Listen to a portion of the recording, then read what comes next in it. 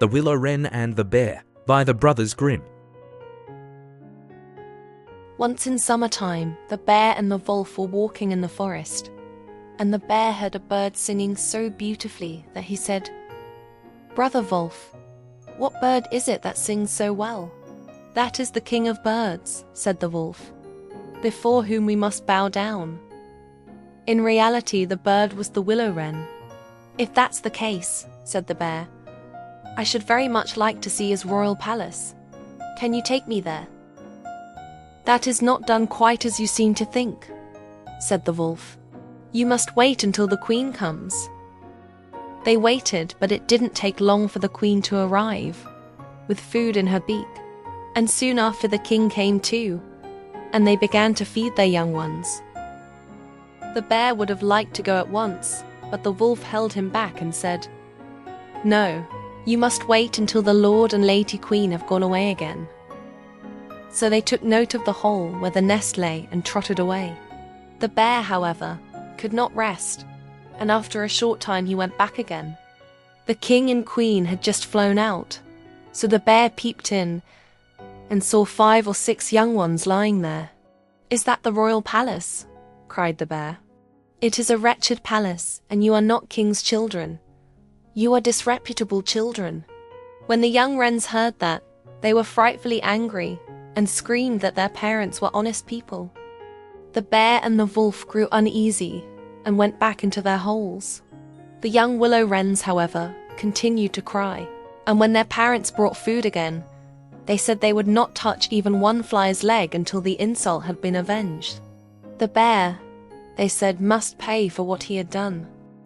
Then the old king said, "Be easy, he shall be punished." At once he flew with the queen to the bear's cave and called in, "Old Growler, why have you insulted my children? You shall suffer for it. We will punish you by a bloody war." Thus war was announced to the bear.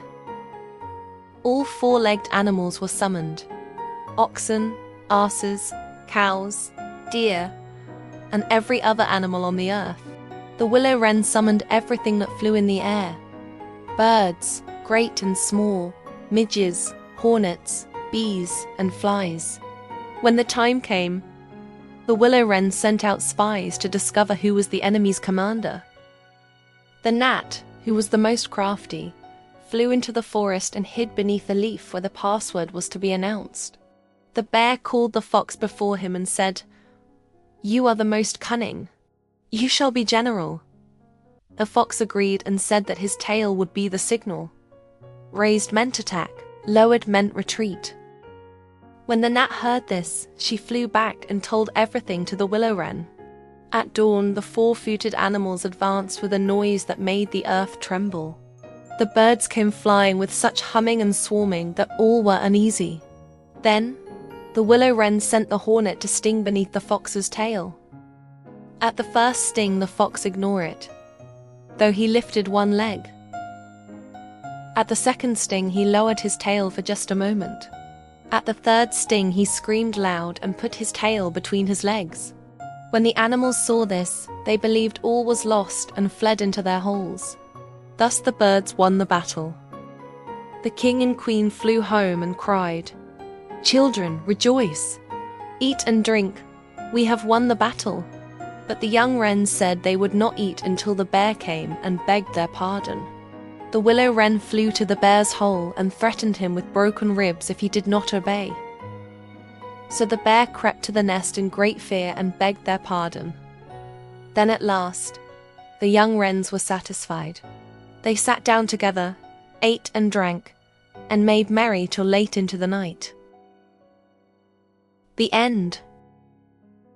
You have listened to the story about the willow wren and the bear by the Brothers Grimm.